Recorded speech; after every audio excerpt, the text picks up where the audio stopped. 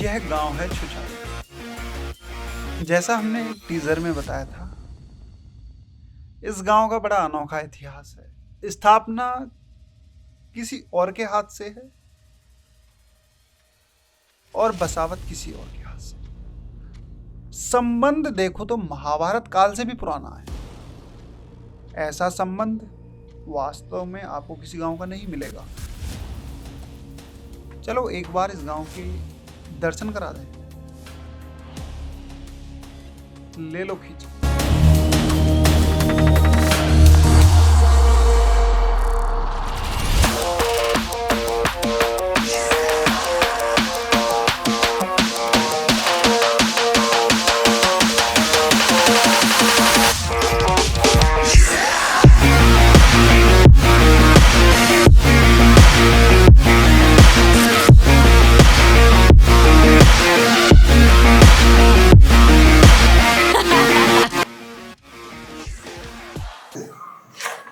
राम राम जी सभी को। हम आए हैं बाबा जी के पास छुछाई गांव में।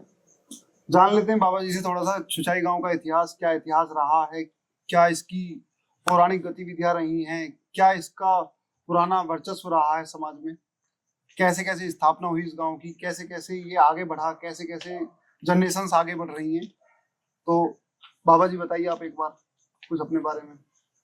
मैं महकार सिंह अधिवक्ता, ग्राम छुछाई का जो हमने पूर्वजों से, हमारे जो बुजुर्ग थे उनसे जैसा सुना वैसा मैं बता रहा हूँ कि जिस समय यहाँ पर महाभारत की लड़ाई के बाद में जो यहाँ पर ये बियाबान जंगल बन गया था, तो उस समय यहाँ पर कोई भी नहीं था, केवल एक तालाब था। ये जो 52 बीघे का तालाब इसे बुड्ढे बताते थे, जो पहले पक्का बना हुआ था कभी, तो किसी बड़ी बड़ी ईंट इसमें निकलती हमने भी देखी थी।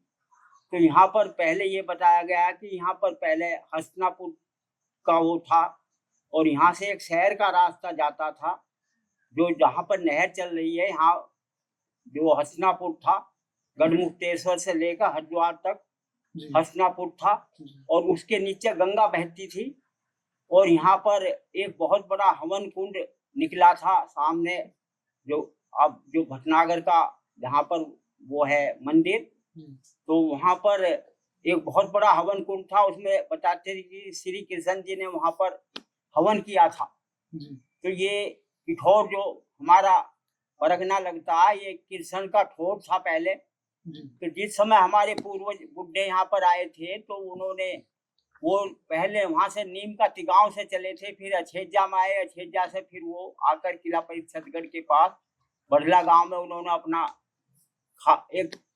उससे आए थे गाड़ी से जी। और गाड़ी से आकर उन्होंने यहाँ पर देखा एक झोटा निकला था इस तालाब में से, जो बियाबान जंगल में था ये। तो उन्होंने कहा कि यहाँ पानी का इंतजाम है, यहाँ पर गांव बसाओ। तो उन्होंने आकर यहाँ पर छान बांध दी बहुत बड़ी, और वो छान इतनी बड़ी थी कि उसको उठाने वाला कोई था ही नहीं। तो स्वामी दयानंद जी यहाँ पर इस तालाब में स्नान किया करते थे और यहाँ पर भक्ति पूजा करते थे वो। तो उन्होंने पूछा, बच्चा क्या बात है? महाराज जी छान बनाई है, उठनी नहीं। चलो, उन्होंने छान उठवाई वो। तो बुड्ढों ने आपस में खुसर खुसर करी, भाई छुई अच्छाई। तो स्वामी दयानंद जी ने कहा कि भाई इस गांव का नाम छुचाई रखना, जी क्योंकि ये गुणवाचक नाम है, छुई और छाई, तो इस गांव का नाम छुचाई यहाँ पर रखा गया। जी तो उस समय जो है फिर ये गांव बड़ा बसता चला गया, जी और हमारे पूर्वज जो बताते थे हमसे कि हमने इस तालाब का भी वो किया, यहाँ पर हमने एक मंदिर बनाया है जी उसी समय, क्योंकि एक रोशनी यहाँ पर उतरी थी। एक महात्मा हमारे मकान में आए थे, उन्होंने ये बताया कि भाई यहाँ पर एक रोशनी उतरी है, जी तो उस रोशनी के उतरने से हमने ये मंदिर बनवाया। जी तो मंदिर बनवाने से इस मंदिर का बड़ा ही जो है वो है वर्चस्व, जी क्योंकि इस मंदिर में हम हवन करते हैं, दोनों टाइम हवन होता है यहाँ पर। जी तो ये हमारा गांव जो है संस्कृति से जुड़ा हुआ गांव है, जी क्योंकि हमारे जो पूर्वज बताते थे कि वो जो पांडव यहाँ से पहले युद्ध के बाद 5000 वर्ष पहले जो यहाँ पर खंडहर थे वो छोड़कर चले गए थे। तो इस प्रकार से ये गांव का जो है छुचाई, और जिससे छुचाई गांव है, जी ये छुई और छाई उसके हिसाब से ये बसा हुआ है स्वामी दयानंद जी के द्वारा। जी दादा, जैसा आपने बताया कि गांव की बसावट कैसे हुई, गांव में आके लोग कैसे बसे। अच्छा, गांव में बसने के साथ साथ देखो भौतिक ज़रूरतों को पूरी करने के लिए हमें सबसे पहले जो है खेती करनी पड़ती है। तो जो आपके ज़माने में जो किसानी के साधन रहे हों, अब के ज़माने में देख रहे हो आप ट्रैक्टर है, समरसेबल है, पहले जो खेती के साधन रहे थे और जो अब के खेती के साधन हैं दोनों अलग अलग हैं, जाहिर सी बात है। आपको थोड़ा प्रकाश घेरना है उन पुराने संसाधनों पर जिसके बारे में आपके पापा बताया करते थे, आपके दादा बताया करते थे, क्योंकि उन सब चीज़ों को हम तो सब भूल चुके हैं।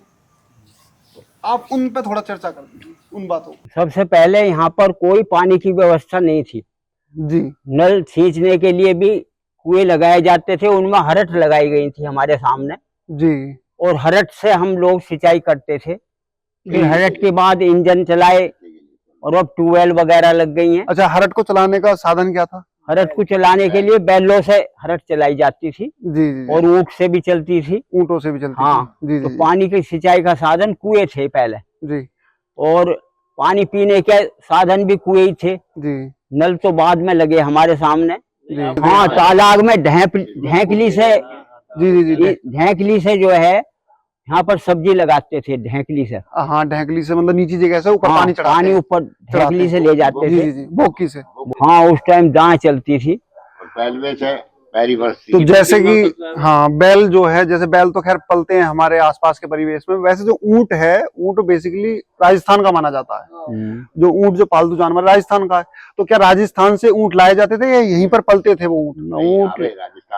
राजस्थान से ही आवे ऊंट, सिंचाई के लिए केवल। हाँ, सिंचाई के पर्पस के लिए। कोल्हू भी खींचे करने के लिए। जी, कोल्हू भी खींचे। तो लोग मतलब काफी ज्यादा मेहनती थे, क्योंकि ऊंटों को मंगा रहे हैं राजस्थान से। आज का जमाने का आदमी दूसरे पड़ोस वाले घर से ट्रैक्टर नहीं मंगा सकता, फोन करता उसके लिए भी। तो पहले तो फोन के संसाधन भी नहीं थे, तो इसका मतलब चिट्ठियां या कुछ ऐसा तरीका है, तार भेजना, ये सब लोग जो है वो ला के देते थे। जी, उसके बारे में ये बताते हैं कि उनकी आंख बांध देते थे, पीछे भाग के और अपने आप चलते रहे। जी, ऊंट ऐसे ही कई घंटे चल जा वो। ऊंट चाल, भेड़ चाल, उनकी चालों का बड़ा जिक्र होता है कभी कभी। हाँ, ये तो बात सही है। एक हमारे गांव में बैल बहुत तकड़े हो रहे पहले। जी, गाय रही, जी, गायों के दूध पिए रहे, गाय चुगने के चरने के लिए जाए रही जंगल में, जी, तो उनका दूध पिए रहे। जी, तो गायों का बड़ा शौक था पहले, जी, और अब भी गाय हैं। जी, तो इस तरह जंगल में खटे रहवे, खटे पर बहुत सारी गाय इकट्ठी रह रही वहाँ। जी, महात्मा लोग वहीं पर घूमे, स्वामी दयानंद जी खटों पर जाए करे, दूध पिए करे वहीं, और गंगा जी के किनारे विचरण करे करे वो। जी। अच्छा, जैसे कि एक बात आपने बताई कि भैंसों को, गायों को चराते थे लोग। हाँ। तो एक मैंने कहानी बड़ी पॉपुलर सुनी है गढ़ के क्षेत्र में, कि पोले के जो थे उनके पास सारी जमीन थी, उनके खेतों में लोग जाके चराते थे। तो ऐसी कोई कहानी यहाँ की भी रही हो? क्योंकि वहां पे बड़ा एकदम किस्सा है, एक मनोरंजन सा, कि हाँ, कि पोलो के खेत में जाकर चराते थे, वहां पे एक दिन लड़ाई झगड़ा हुआ, तो बड़ी मतलब विचित्र सी कहानी है। ऐसी कोई कहानी रही है यहाँ पर क्या? तो जंगल है, गंगा तक कोई रोकने वाला नहीं है। नहीं है। रोकने वाला नहीं जी। है। इतना तो सुना था कि भाई अंग्रेजों को जो भगाने में जो हमारे लोगों का बहुत बड़ा सहयोग रहा था, जी जो हमारे लोगों ने जो है, बोले तो वो भाई क्योंकि वहां पर स्वामी दयानंद जी ने भी धन सिंह कोतवाल को प्रेरणा दी थी। धन सिंह कोतवाल। धन सिंह कोतवाल जी। को स्वामी यहीं से जाकर दी थी, वो जी जी जी यहीं से वो गए थे, वहां जाकर मेरठ में उनको हम प्रेरणा मेरठ से- देकर जी उन्होंने आजादी की लड़ाई में बहुत बड़ा सहयोग धन सिंह कोतवाल ने को जो दिया था, इनके द्वारा ही रहा, स्वामी दयानंद जी का, जी जो यहीं से छुचाई में उनका ज्यादातर रहना सहना रहा। शामिल हाँ। का जो लेख मिलता है ना, इस उसमें तालाब के किनारे, गंगा के किनारे। तो जी। बीच में 2 साल उनका ये आया अज्ञात समय। हाँ, वो अज्ञात वो भी यहीं पर। बताया कि कहाँ रहे 2 साल। हाँ अज्ञात तो समय। उन्होंने एक्सपेरिमेंट डेड बॉडी के ऊपर रिसर्च किया था, गंगा जी में से निकाल के ही गढ़मुक्तेश्वर में, जी तो उन्होंने उसका लेख उसमें मिला है। तो उसका लगता है कि भौगोलिक रूप से देखा जाए तो शायद हमारे गाँव को शायद रहा होगा, विचरण बहुत दूर दूर तक करते थे लोग, काफी लंबे समय तक। जी ठीक दादाजी। अच्छा, उसके पहले जब पुराने जमाने में जो खेल के साधन थे, आपके मनोरंजन करने के साधन, अब क्या है, अब लोगों के पास, यूथ के पास मोबाइल है, इंस्टाग्राम है, बहुत सारी एप्लीकेशंस हैं, और गेम खेलने के लिए क्रिकेट भी है, प्लेग्राउंड्स भी है। अच्छा, पहले तो ऐसा संसाधन नहीं था, तो आप मतलब मनोरंजन के लिए क्या करते थे उस टाइम पर? पहले कुर्सी लेटते थे हम, जी और दौड़ भी लगाते थे। रेस में मैराथन रेस लगाई थी मैंने जी मेरठ में, चौधरी चरण सिंह मैराथन में मैं फर्स्ट आया था जी रेस में। तो और यहाँ पर जो कुश्ती भी हुई बच- और अभी दंगल भी पड़े हैं। हाँ, दंगल पड़े, कुश्ती भी हुई। पड़े हैं करात पास के गाँव में। दंगल भी होते थे। अच्छा, अच्छा, पहले जो लोग थे, अब जो खान पीन के शौक की बात की जाए तो खान पीन में अब के बच्चे को अगर दूध दिया जाए तो नाक सकोड़ के ऐसे बैठ जाए, एक उड़। दूध मिला। पहले का जो जमाना था, मतलब हाईएस्ट तक कितना दूध पी जाते थे, क्या रहता था मतलब? पहले मैं खुद 4 सेर दूध पी जावा। अच्छा, 4 सेर मतलब 4 सेर कच्चा दूध, 4 किलो कच्चा दूध। कच्चा दूध मैं पी जाता था। बताइए। अब के 1 किलो की अब के जमाने को 4 किलो पिला दें तो एस के त्यागी आएगा सीधा हाँ, मेरठ से। मेरी उम्र भी 80 से ऊपर है, 4 पीवेंगे, 4 आदमी, 4 बालक पीवेंगे। 80 वर्ष से ऊपर उम्र है मेरी, चार। लेकिन मैं अभी दोनों टाइम दूध पीता हूँ। जी। तो पुराने जमाने का जो खान पीन था वो कैसा रहा होगा उस टाइम पे? मतलब रोटियां किस तरह की, जैसे गेहूं की रोटी रोटी चलती तो थी शाम को तो हम खावे ही नहीं है, दूध ही पिए करे। शाम के समय में? हाँ, शाम जी। के समय में रोटी नहीं खाते थे। रोटी मक्का की भी ही, बाजरे की भी हाँ, ही, बाजरे का चने मटरा की भी ही, जी। और गेहूं की तो थोड़ी ही। तो वो सभी तो मतलब गेहूं की कम खाते थे, बाकी जो अनाज ज्यादा खाए जाते थे वो सभी गायब। जैसे चने की रोटी खाए करे। ये बाबा जी हमारे डिस्कस करते थे, हम इनसे बैठ जाते विचार के, बाबा कहते हैं तो भैया फुलके को हम सकते थे कि कोई मेहमान आएगा, गेहूं कम हाँ। हुआ। शाम को जो गेहूं की रोटी गेहूं मिलेगी, कम हुआ है। मिलेगा। हाँ, अब तो गेहूं भाई आज गेहूं भरमार है। गेहूं भरमार है आज। हाँ, सही उस बात। टाइम इतनी बड़ी वैल्यू थी गेहूं के अनाज की, बहुत बहुत ज्यादा जी। मोटा अनाज ज्यादा होता था। हम अपने बुड्ढों से पूछ आए, बुड्ढे बताए थे कि एक समय अंग्रेज यहाँ पर आए, जी और आकर वो गंगा के नीचे जो ये खद्दर है, तो यहाँ उन्होंने, हमारे बुड्ढों ने मना करी, ग्वालिया जो थे, जी अब भाई आगे मत जाओ, आगे पानी में धंस जाओगे। जी लेकिन वो नहीं माने, घोड़ों पे थे चले हुए, जी वो जो धंस गए। जब धंस गए तो फिर बड़ी मुश्किल से वो निकल के आए। तो उन्होंने आके कही भाई हम पर जुर्माना करो तुम, क्योंकि हमने तुम्हारी बात नहीं मानी। तो उन पर हमारे ताऊ राजा थे, उन्होंने 5 रुपए जुर्माना करा था। जी तो ये हम सुनते आए उनके द्वारा। एक बार यहाँ पर कुछ अंग्रेज जो थे हमारे, कुछ बुड्ढों ने वो पकड़ लिए, उनको ले गए पकड़ के जी कि भाई ये चोर है। ले जाकर उनको अभी ने वहाँ पुलिस को पकड़ाओ, लेकिन वो फिर आके छोड़ दिए। किठौर ले ले। तो बुड्ढे जो है पहले अंग्रेजों को जो है वो मतलब अपनी संस्कृति को लागू करने के लिए वो अपने उन्हीं विचारों को चाहे जो चल रहे थे, वो अंग्रेजों की बातों को नहीं मान रहे। तो ये सबसे बड़ा सहयोग जो है हमारे जो लोग थे, उन्होंने अंग्रेजों को भगाने में सबसे ज्यादा लड़ाई लड़ी। अच्छा दादा, जब आपका समय था तो उस टाइम पे, जैसे आज जो है इन रेटों की बात की जाए, जो प्राइस हैं बहुत सारी चीजों के, जैसे दूध है, घी है, सोना है, चांदी है, यही बहुमूल्य चीजें हैं आज के जमाने में, तो इन चीजों के क्या प्राइस रहे होंगे आपके जमाने में? जिस समय हम घी का 4 रुपए शेर का था, शेर कह गए उस समय, जी किलो को। हाँ किलो को शेर कह रहे तो 4 रुपए शेर हमारे समय में था जी। 4 का 5 का रहता। और 12 रुपए मन गुड़ था। 12 रुपए मन गुड़। गुड़। हाँ। उसके लिए और गुड़ को गाड़ियों में भरकर वहाँ किले मंडी में ले जाए करे जी तो 12 रुपए मन बेच का करे। और कोल्लू चलते थे, कोल्लुओं में गुड़ काटे करे। जी उस समय गन्ना कोई यहाँ वो मिल वगैरह नहीं थे, जी। तो ये मेरे समय की बात है कुछ। अच्छा, पैसे जो हैं अब जैसे अब जो प्रचलन में है 1 रुपया है, 2 रुपया है, 5 रुपया है, 10 है और ऊपर के और नोट भी हैं। आपके जमाने में कौन से नोटों से शुरुआत हुई थी जब आप स्कूल जाते थे, स्कूल में पहुंचते थे उस टाइम पे? स्कूल में जाते थे 1 रुपया था कागज का। जी। और चांदी के रुपए भी हमने देखे थे, चांदी के रूप चांदी के रुपए भी चलते थे उस समय। और एक 2 रुपए का नोट था। जी। और चवन्नी अठन्नी ये थी हमारे समय में। अठन्नी चवन्नी ये अठन्नी सब आपके चवन्नी, समय में? हाँ ये थी। इकन्नी, नया पैसा बाद में चला। इकन्नी 2 पैसे, 1 हाँ। पैसा घट्टू खुले आवा, 1 पैसा डबली आ गया। हाँ डबली मतलब? बड़ा पैसा आता, बड़ा पैसा। उसे डबली कहे। अच्छा, बड़े पैसों को डबली के नाम से जानते हैं। डबली के नाम से। अरे ये घट्टू खुले आ गए। हाँ, अच्छा। उसे वो भी एक 2 सिक्के, 10 के, 5 सिक्के बहुत हुए। एक 2 पैसा का आ गई, सफेद आ गया। हाँ, जी एक पेला आ गया और चिकन्नी भी आ गई, चवन्नी। जी। जब तो कुछ ठिकाना एक ना चुवन्नी, जब तो वैसे तो बहुत बहुत नोट है।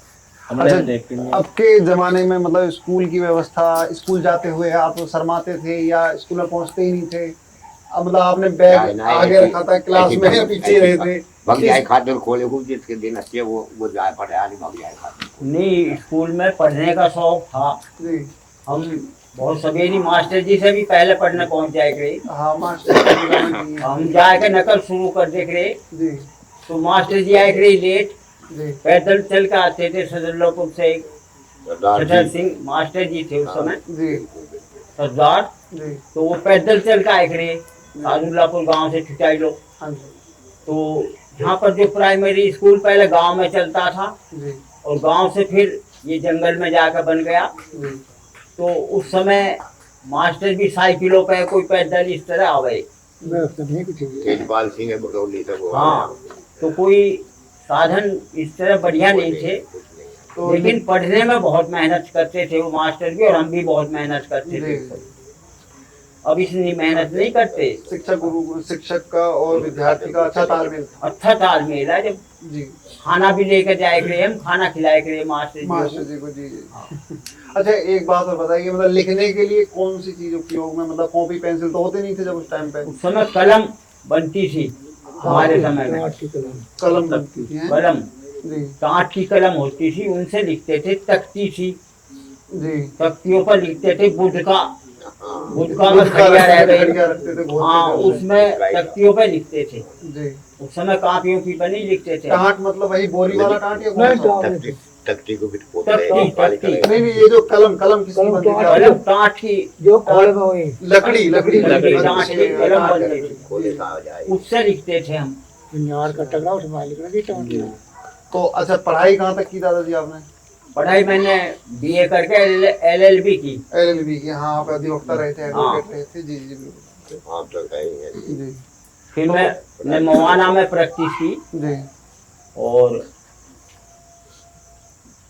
बहुत अच्छा हो रहा है। हाँ, काफी लंबा इनका हाँ, संघर्ष रहा। रोक रहा बिल्कुल, बहुत बढ़िया। अच्छा, जैसे पुराना जमाना था उससे मतलब नई उन्नति हुई, नए नए विकास हुए, नए नए डेवलपमेंट हुए। तो जैसे पुराने जमाने की जो बहुत सारी चीजें थी वो बढ़ बढ़कर आगे वाले जमाने में ट्रांसफर हो गई। ठीक ऐसे ही कौन सी ऐसी चीज थी जो पिछड़ गई, पीछे ही रह गई, उसकी तरफ किसी ने मुड़ के नहीं देखा? बहुत सारी चीजें होती हैं जैसे पिछड़ गई, वो पिछड़ गई, फिर उनकी तरफ देखा नहीं, वो विलुप्ति हो गई सीधा, ऐसे मान के चलो। दरअसल खान पान बिगड़ गया। खान पान जो पहले दूध का था, जी दूध दही का, वो खान पान नहीं कर रहे। अब तो खान पान चाय पी रहे हैं। जी उस समय चाय को कोई जानता ही नहीं था।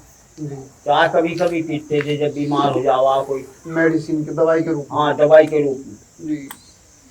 अब तो पेय पदार्थ बेवरेज के रूप में ले रहे हैं सब लोग उसे, चाय को। कोई 10 होता है। और जी अब तो बहुत बुरा हाल है। जी। सरकार को सब तो उस समय मेहमानों के आने पर क्या पेश किया जाता था उन्हें? दूध। मेहमानों को दूध पिलाते थे, बाल्टियों में दूध लाते थे। जी और दूध में पड़ा डाल के रह गए, उससे बड़े बड़े गिलास होते थे जी और उनमें दूध पिलाते थे मेहमानों को आते ही।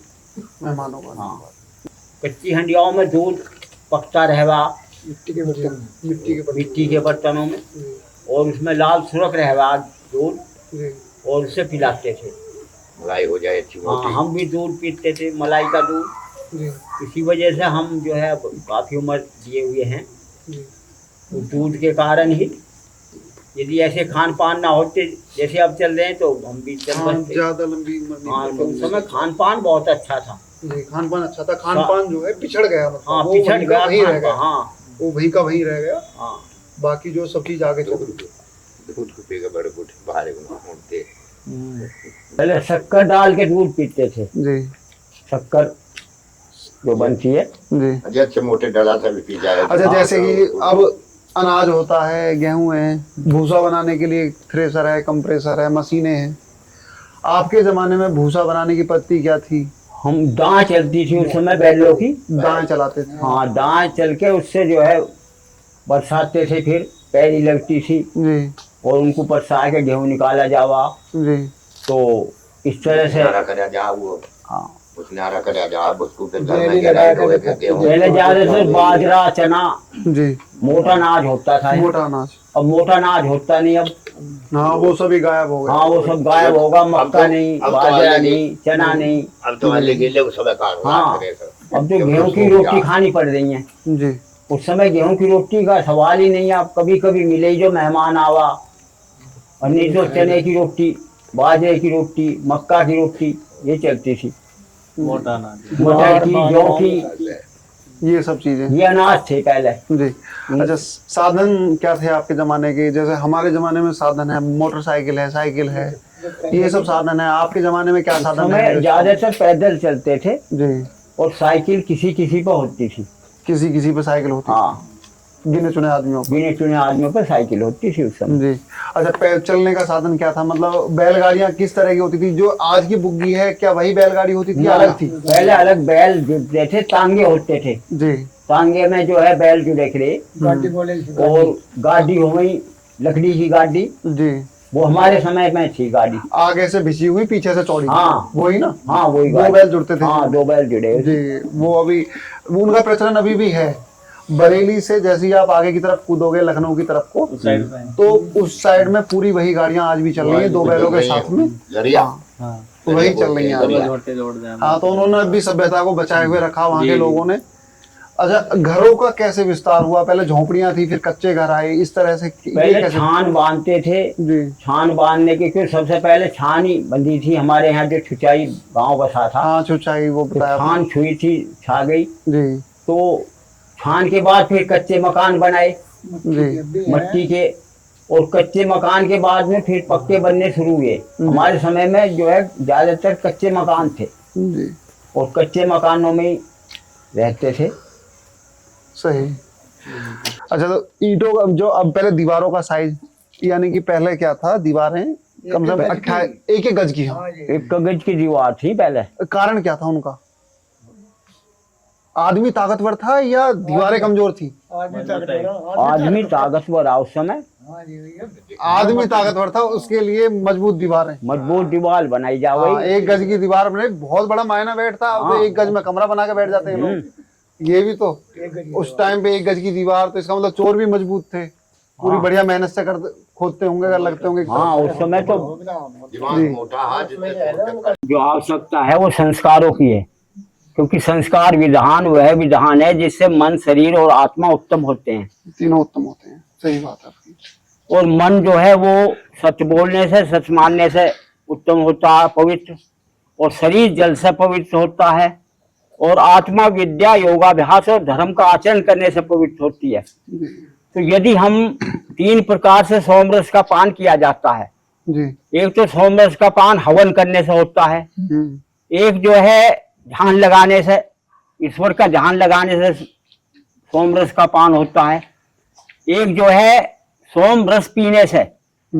कुछ बूटियां हैं जैसे सोमलताएं हैं जिसमें गिलोय वगैरह हैं, उनका रस यदि पिया जाए, काढ़ा वगैरह, तो इन तीनों प्रकार के सोम रसों का पान करने से आदमी बीमारी से बच सकता है। जी क्योंकि मैं तीनों चीज का प्रयोग कर रहा हूँ।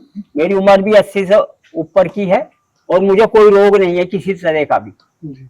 तो यदि सोमरस का पान फिर दोबारा और उसकी जगह ये शराब पी रहे हैं, ये शराब हटा दी जाए और उसकी जगह सोमरस का पान उसी तरह किया जाए जैसे पहले हमारी संस्कृति में था, पहले पूर्वज करते थे ऋषि मुनि लोग जी। तो वो खान पान यदि अब चल पड़े तो फिर वही व्यवस्था बन सकती है, वही व्यवस्था जो पहले दोबारा थी। से। जी जी जी बिल्कुल वही, मतलब शरीर वही, हाँ उसी तरह शरीर बन व्यवस्था सकता है जी और उसी तरह से पूरे मैं आसन वगैरह सब लगा देता हूँ जी और दौड़ भी सकता हूँ, मुझे कोई परेशानी नहीं आती क्योंकि मैं 3 प्रकार का सोमरस का पान रोजाना करता हूँ। और यदि ये अब कर दिया जाए, दवाइयों की कोई जरूरत नहीं है, मैंने ना कोई इंजेक्शन लगवाया ना मैं कोई दवाई खाता जी और मैं केवल जल से अपना इलाज करता हूँ, जल क्रिया के द्वारा। तो अब भी यदि हमारी जो जनरेशन है वो इस कार्य को शुरू कर दे, जो हमारी वैदिक पद्धति थी उसको अपनाना शुरू कर दें तो हम बहुत रोगों से बच सकते हैं फिर भी। जी क्योंकि वैदिक, क्योंकि मैंने यजुर्वेद को भी पढ़ रहा है, ऋग्वेद, सामवेद, और इनमें जो है ये 3 प्रकार से ही, क्योंकि परमात्मा जो है वो आचरण में है। जी तो यदि आचरण को हम अपने को श्रेष्ठ बना लें तो श्रेष्ठ बनाने से, क्योंकि श्रेष्ठाचार को जब मनुष्य जीवन में अपनाता है तो उससे ईश्वरीय शक्ति जो है स्वीकार करती है उसको, और ईश्वरीय शक्ति के स्वीकार करने से उसका आत्म बल बढ़ता है। जी और आत्म बल बढ़ने से मनुष्य पहले अपने आत्म बल को बढ़ावे, फिर अपने परिवार के आत्म बल को बढ़ावे, फिर समाज के, फिर देश के और फिर संसार के आत्म बल को बढ़ा सकता है एक ही व्यक्ति। जी यदि एक अकेला सब वेदों का जानने वाला, द्विजों में उत्तम सन्यासी जिस धर्म को कहे वही श्रेष्ठ धर्म है। जी अज्ञानियों के हजारों लाखों और करोड़ों मिलकर जिस व्यवस्था को कहें उसको कभी नहीं मानना चाहिए, जी क्योंकि देव जाति अमर है, विद्वान जो चाहते हैं वह होता है। विद्वान संसार के चरों और चर पर शासन करता है, जी क्योंकि राजा की और विद्वान की कभी तुलना नहीं की जा सकती। राजा तो अपने देश में ही मान सत्कार को प्राप्त होता है और विद्वान सर्वत्र पूजित होता है, जी क्योंकि विद्वान। तो इस प्रकार से यदि हमारे संस्कारों का प्रचलन दोबारा चालू हो जावे और फिर हम उसी वैदिक पद्धति को अपनावें, क्योंकि वैदिक धर्म जो है यही सनातन धर्म है जी और ये धर्म, सनातन धर्म सबका एक ही है, सब मानव जाति का। तो ये जो आजकल आपस का भाईचारा बिगड़ रहा है, ये संस्कारों के बिगड़ने से बिगड़ रहा है। यदि हम फिर संस्कारों को अपनावें तो फिर वही कार्य बन सकता है, फिर जो हमारी प्राचीन संस्कृति थी, क्योंकि हम लोग संस्कृति से जुड़े हुए लोग हैं, हम अपने उनका आचरण कर रहे हैं, तो उनका आचरण करने से ही जो है फिर देश जो है धर्म गुरु देश बन सकता है। जी दो रोटी मांगते पिता है, अरब के जमाने में दूध मांगते पिता है। हाँ बिल्कुल सही। जी ऐसा ही में हाँ ये दूध जो है गाँव में नहीं मिल रहा। खाती है हाँ आमदन हुए नहीं जी अन्न कम हा हाँ जी धन चुगने को जा हा जी गाय हुए वो रखो जाओ दूध पियो जाए। जी बाले के छोटे मांगे माँ भूख लगी रोटी जाए, जी एक रोटी ना दूध पी ले, चाय पी ले। अब बोलता हूँ नाम मुझे रोटी को ये कर रहा रोटी दे दे, सब रोटी मांगते हुए पीते है। रोटी मांगते हुए पिटाई कि भैया दूध पी ले। रोटी घी खाए ले। हाँ और अब क्या भैंस हमारे बीच बंध रही है जी कि बहन डॉक्टर तू बाल्टी में से वो डिब्बा में करके मिलेगी चाय। पानी नहीं उगेरे को उसमें निकले इसकी चाय पका लो। चाय पका ली अब रोटी 6 फेरे खा ले चल दूध मांग के पीते हैं। जी। अब दूध ही नहीं मिलता। दादा जमाना फिर बदल क्यों दिया? सत्ता तो आपके हाथ में थी, फिर बदला क्यों जमाना आपने? वाले ने बताया। जब टूट गया सच्चा ना रहे बदलाना हम तो अभी चाह रहे हैं, पर करेंगे जब नहीं तो अभी जनरेशन ऐसी हो गई जैसा कर रहे अब तो वैसी चलना तो दादा जनरेशन को बताओ, जनरेशन कैसे बदले एक बार? अब हमें कुछ पता भगवान ही नहीं भैया बदलेगा। बदलने का। आप जैसे इनके हाथ में है भैया। नहीं देखो, हम जो है आपका ये जो शो बना रहे हैं इसलिए बना रहे हैं, आगे को भविष्य में 150 साल बाद आप हमारे साथ ना हो, जो हमारे बालक हों उन्हें हम समझाओगे तो बता तो देंगे। देखो दादा ने ये बात बताई ही। हमें अब समझ में आती दिया अजी हम तो वही चाह रहे हैं कि हर घर जो गाय हो भैंस हो अपना दूध पियो खूब, अपनी भैंस पालो, अपना दूध पियो। हाँ, भैंस पालो, गाय पालो अपनी। अच्छा, जो गांव से लोग, गाय जरूर होनी चाहिए घर में। जी गाय तो वैसे भी होनी चाहिए। यदि कैरोटीन गाय होती है, एक नीम का पेड़ हो, तो बीमार नहीं हो सकता उस घर में आदमी। जी। ये मेरा खुद का तजुर्बा भी है। सही बात है। नीम 24 घंटे ऑक्सीजन, हाँ, और नीम गाय जो है ऑक्सीजन छोड़ता है, गाय जो है उसका दूध पूर्ण दूध भोजन में है। कैरोटीन है, बढ़िया वाला हाँ, पीलापन। पूर्ण भोजन है, उसमें कोई पूर्ण निरोग का भोजन। दूध है गाय का। जी उस घर में बीमार नहीं हो सकता आदमी। जी। कहीं बाहर से बीमारी लगा लाओ तो अलग बात है, नहीं घर का आदमी नहीं बीमार हो सकता। मेरा खुद का शरीर आयु। जी। अच्छा दादा, आप बताइए, जो पुराने जमाने का जो आदमी था, पुराने जमाने में जो आदमी थे, वो ज्यादा बात माने करे या अब के ज्यादा बात माने करें तुम्हारी? अब के ज्यादा मानने पहले। हाँ, नहीं, बुढ़े जो तो बात बताओ तुम। बुढ़े तो हमारी मानते हैं, और ये तो नई संतान जो नहीं मानती, नई जनरेशन जी। हो रही पहले जो भी मानने हैं, तो अपनी मनमानी कर रही है। अब ना कोई मानता, अब तो अपनी बात आप ही मानना है। बुढ़ों की तो बात ही नहीं मान रहे। समझाने का क्या तरीका है इन्हें? नए वाले जमाने को समझाने का तरीका बता दो एक। भगवान ही सुधारेगा अब तो। बुद्धि अब जो है हमारे ना, हाथ में ना। अब ना जो खा रहे हैं, सब दवाई का खा रहे हैं। अच्छा, अब तो डॉक्टरों को दे रहे हैं, दूध भी दवाई का ही है। दूध भी दवाई का। हाँ। तो ये डॉक्टरों बड़ा को पैसा बड़ा दे रहे हैं। जी। खाने पीने खाए की बहुत पीने वाले पहले बड़े सब कह रहे देसी हैं खाना है, बुद्धि कि शक्ति सही। वो मोटरसाइकिल बुद्धि पे चढ़ के सही, भाग जी। गया। हम तीनों आदमी 80 साल से ऊपर के हैं। हाँ जी, हाँ जी, दिखाई दे रहा है। हाँ, ये तो 90 से भी ऊपर पहुंच लिए, दादाजी की एज 90 पार है। जी सही बात। और मैं 80 से ऊपर का हूँ। देश आजाद से पहले हैं दादा तो। हाँ, पहले रहे हैं। तो दादाजी, आपने स्वतंत्रता की लड़ाई में कुछ योगदान दिया? स्वतंत्रता की लड़ाई में कुछ योगदान? ना गए हैं हमने जी। कुछ बताया।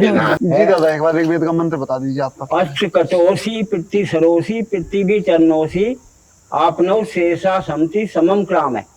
यदि एक ही पुरुषार्थी पुरुष जो सरल स्वभाव वाला हो और निष्कपट भाव वाला हो, वह अग्रगामी हो जाए, तो वह अकेला पूरे संसार की समस्याओं को हल कर सकता है और स्वयं आनंदित रह सकता है।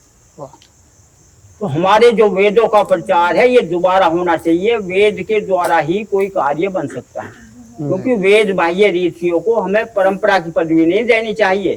सदुपदेश पूर्ण वेद शास्त्रों और आर्ष ग्रंथों में जिस सच्ची परंपरा का विधान है, उसका पालन होना चाहिए। जी। क्योंकि इस समय जो विधान है, ये तो एक अंध परंपरा चल रही है। जी। अंध परंपरा के हम लोग दास हो गए हैं, जिसकी वजह से हम जो अंग्रेजों के कानून है वो चल रहे हैं। हमारे अपने वेदों का कानून ही, हमारी संस्कृति तो नष्ट हुई पड़ी है, क्योंकि विज्ञान गुप्त हुएगा, दोबारा मिलना आसान नहीं है। तो हमारा जो दृढ़ निश्चय है विज्ञान, वो इस समय लुप्त हुआ पड़ा है। और धर्म, जो लोग सांसारिक विषयों में फंसे हुए हैं, उनको धर्म का ज्ञान नहीं हो सकता। इस समय मत मतांतर में लोग चले हुए हैं। ये मतवाद चल रहा है कि ये इस्लाम मत, ये हिंदू मत, ये फलाना मत। ये कोई मत, कोई चीज नहीं है। धर्म जो है वो सबका एक है। सनातन सनातन धर्म एक ही है सबका, तो सदा से रहने वाला है।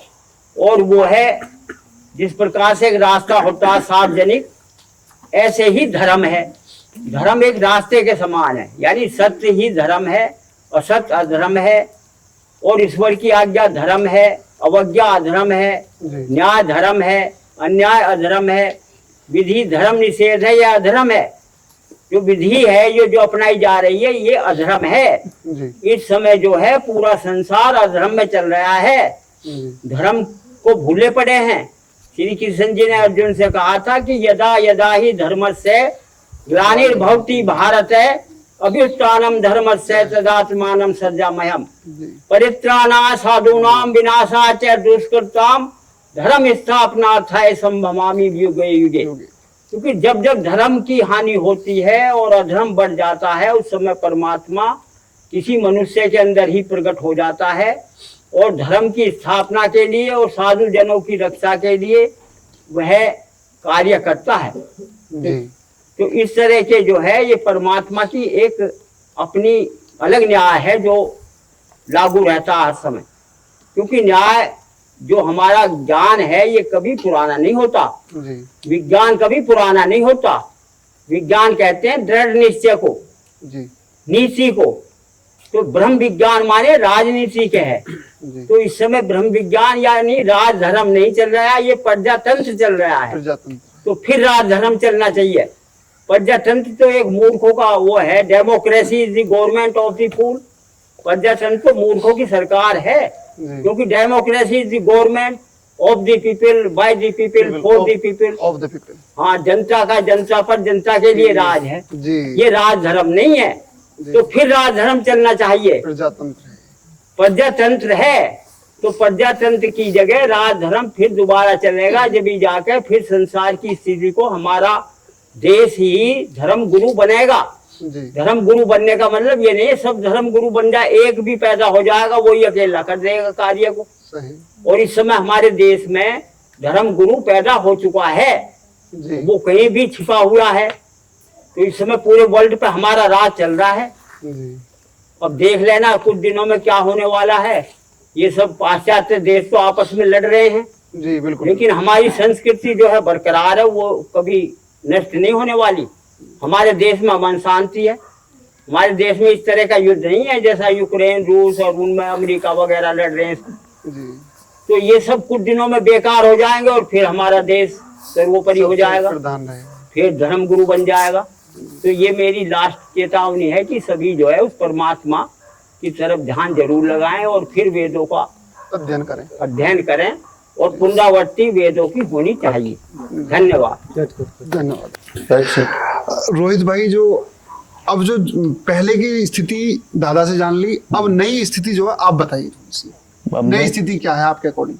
नई स्थिति ये है कि जो है गांव में जो 100 से ज्यादा लड़के हमारे यहाँ के अब भी वर्तमान में जो है देश सेवा कर रहे हैं, जो फौज में हैं, और 20-22 से प्लस में ही पुलिस में होंगे जी। और हर पोस्ट पे ज्यादातर गांव से, हमारे गांव से लेफ्टिनेंट भी हैं, डायरेक्ट लड़का भर्ती हुआ लेफ्टिनेंट में भी जी। और ज्यादातर हर पोस्ट पे अच्छी हैं। गांव में जो नेशनल खेला हुआ भी लड़का है, छोटा भाई है स्टेट खेल रहा है, स्पोर्ट में भी अच्छी रुचि गांव की हमारी है। और हर भर्ती में ज्यादातर इस बार यूपी कांस्टेबल जो वैकेंसी अभी हुई है फाइनल, इसमें भी जो है 12 लड़के हैं और 3 लड़कियों का सिलेक्शन हमारा फाइनल हुआ है। तो गाँव बच्चे गाँव से एक बार में जा रहे हैं जी। तो अच्छा है, अब तरक्की की तरफ है और जो है ध्यान दे रहे हैं। जो यूथ जो है काफी अच्छी मेहनत कर रहा है, मतलब प्रोग्रेसिव है बिल्कुल। काफी बच्चे जो है सेलेक्ट हो रहे हैं और तैयारी में अच्छा वो है, ज्यादातर सब अपना ध्यान दे रहे हैं, परफॉर्मेंस बढ़िया दिखा रहे हैं, अच्छी परफॉर्मेंस है। सब यही है, अपना काम से काम पे ध्यान दे रहे हैं और एकता बहुत है अभी भी, जो और चीजों को देखते हुए और गाँवों को देखते हुए हमारे यहाँ एकता और युवाओं में बहुत ज्यादा एकता वो होती है। एक आवाज मारो सब भाग के, एक आवाज में सब बाहर, सब एक दूसरे के साथ, ये मजबूताई के साथ जी। ये काफी मतलब बहुत अच्छी बात है जी। अब नई जनरेशन ये है, ये नहीं, ये आपने दोनों ने काफी अच्छी बात कही है, क्योंकि विजन क्लियर होना बड़ा जरूरी है, बहुत जरूरी है। क्योंकि नए बच्चों को विजन पहले ही आप दिखा दोगे कि बेटा तुम्हें ये करना है तो वो कर पाएगा। जी जी जितेंद्र जी, आपका क्या मैसेज रहेगा लोगों को? मेरा मैसेज ये है कि जैसे आज की नई जनरेशन है, पहले हुआ क्या करता था कि हमारी बिरादरी के 5-6 गाँव ऐसे हैं जी, पूरे मेरठ डिस्ट्रिक्ट में, जैसे कहते हैं कि करीमपुर, भंडोरा, कुंडा पिनाई और 5वीं रामनगर, 6ठी छुचाई जी। तो जहाँ तक मेरा संदेश है युवाओं को, ये जो हमारे गांव हैं 5, ये गुज्जर बिरादरी के छटे हुए गांव हैं और ये बुराई में छटे हुए नहीं है, ना कि अच्छाई में भी हैं जी। आज वर्तमान में मैं आपको बताना चाहूँगा विशाल जी कि मेरे गांव में लगभग 100 बच्चे कांस्टेबल जी, प्रशासनिक पुलिस सुरक्षा में भी हैं, आर्मी में भी हैं जी। और हम मेरे गांव में कोई भी भर्ती ऐसी नहीं आ रही, जैसे टीचर भी हैं, सरकारी अच्छे पदों पर कार्यरत हैं जी। मेरे घर में 4 राजपत्रित अधिकारी भी हैं जी। अभी हमारे घर में एक शादी हुई है भतीजे की, वो PCS अधिकारी है। तो ऐसा नहीं है, हमारे गांव में जो है लेकर लेफ्टिनेंट से आपके पायलट तक भी हैं जी। और हमारे गांव का नाम जैसे पहले हुआ करता था कि भाई बदनाम है छुचाई, तो अब ऐसा नहीं है। हमारी युवा पीढ़ी पढ़ाई की तरफ अग्रसर है और हमारे यहाँ जो है क्या कहते हैं लाइब्रेरी की व्यवस्था की गई है और आज हमारा जो युवा है, हमारे जो बच्चे हैं, वो पढ़ाई पे बहुत ज्यादा ध्यान दे रहे हैं और ये मेरा गांव के लिए गांव संदेश। के लिए संदेश है कि भाई पढ़ाई पे लगे रहें और अपने युवाओं को कामयाब करें। अब हमारा चलने का वक्त होता है। छुचाई गांव से मिला हुआ ज्ञान, यहाँ के बुजुर्गों की बातें दिल को छू गई। इनकी बातों में इतना तेज, इतना प्रकाश झलक रहा था कि शायद मानो कि एक प्रकांड विद्वान के पास ही इतना ज्ञान हो। वेदों का ज्ञान, सामाजिक धरातल का ज्ञान, और ऐसा ही नहीं कि वृद्धों को ही ज्ञान था, यहाँ के जवान युवा पीढ़ी भी कुछ ना कुछ करने के लिए अग्रसर थी। हम और हमारी पूरी टीम ने छुचाई गांव को विदा कहते हुए आगे की तरफ बीड़ा उठाया। देखते हैं इससे अगला गांव कौन सा होगा और आपको छुचाई गांव में कौन कौन सी बातें अच्छी लगी। कृपया अपनी कमेंट में राय जरूर दें। अगर आपको लगता है कि हमसे कुछ गलतियां हुई हैं या कुछ प्रश्न ऐसे थे जो हमें और पूछने चाहिए थे, तो कृपया करके उनका भी सुझाव हमारे कमेंट बॉक्स में दें। आपसे जल्दी ही मुलाकात होगी किसी गांव के अगले एपिसोड में। तब तक के लिए बने रहिए हमारा गांव हमारी कहानियाँ। जय हिंद, जय भारत।